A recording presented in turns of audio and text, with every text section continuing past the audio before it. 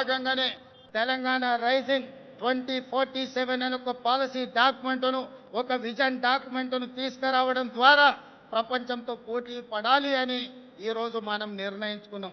అందుకే 2047 నాటికి భారతదేశం $30 ట్రిలియన్ ఎకానమీకి చేరాలని ప్రయత్నం చేస్తున్నది, లక్ష్యం పెట్టుకొని పని చేస్తున్నది.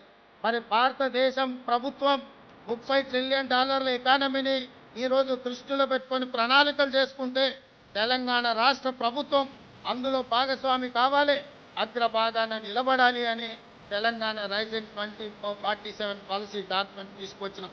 అందుకే ఈరోజు పరిశ్రమల కోసం, వ్యాపార సంస్థల కోసం, విద్యా ఉపాధి అవకాశాల కోసం అన్ని రకాలను మనం ఈరోజు అన్ని రకాల పాలసీలు తెచ్చుకోవడమే కాకుండా energy policy, tourism policy, industrial policy, investment policy, అదేవిధంగా హెల్త్ పాలసీ, ఇట్లాంటి పాలసీలన్నీ కూడా తెలంగాణ రాష్ట్ర ప్రభుత్వం ఈ మధ్యలోనే ప్రజలకు పరిచయం చేయడం జరిగింది.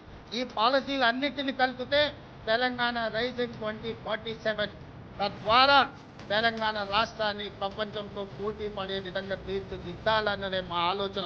అందులో భాగంగా రాబోయే 10 సంవత్సరాలలో తెలంగాణ రాష్ట్రం యొక్క ఆదాయాన్ని $1 ట్రిలియన్ ఎకానమీగా మార్చి, అదేవిధంగా 2047 నాటికి దేశం $30 ట్రిలియన్ ఎకానమీకి చేరాలంటే తెలంగాణ రాష్ట్రం $3 ట్రిలియన్ ఎకానమీగా మారాలి అని ఈరోజు లక్ష్యం పెట్టుకొని ముందుకు వెళ్తున్నాం.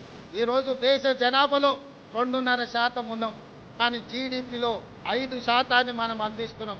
రేపు భవిష్యత్తులో 2047 నాటికి 10% జీడిపిని అందించే విధంగా తెలంగాణ రాష్ట్రాన్ని తీర్చిదిద్దాలంటే industrial policy, infrastructure policy, investment policies అన్నిటిని కూడా తీసుకొచ్చి ఈ దేశంలోనే అగ్రగామిగా రాష్ట్రాన్ని తీర్చిదిద్దాలని మేము ప్రయత్నం చేస్తున్నాం. అందుకే మిత్రులారా, ముఖ్యంగా యువ మిత్రులారా, డాక్టర్లు, లాయర్లు, ఇంజనీర్లు, ఈ సమాజంలో ఉన్న IAS, IPSలకు అందరికీ, వ్యాపార వర్గాలకు నా సూచన ఒక్కటే: తెలంగాణ రాష్ట్ర ప్రభుత్వం ఏ లక్ష్యంతోనైతే ముందుకు వెళ్తుందో, ఏ లక్ష్యాన్ని సాధించాలి, ఏ లక్ష్యాన్ని ముద్దాడాలి అని మేము ముందుకు బయలుదేరినామో మీ ఆశీర్వాదం ఉండాలి.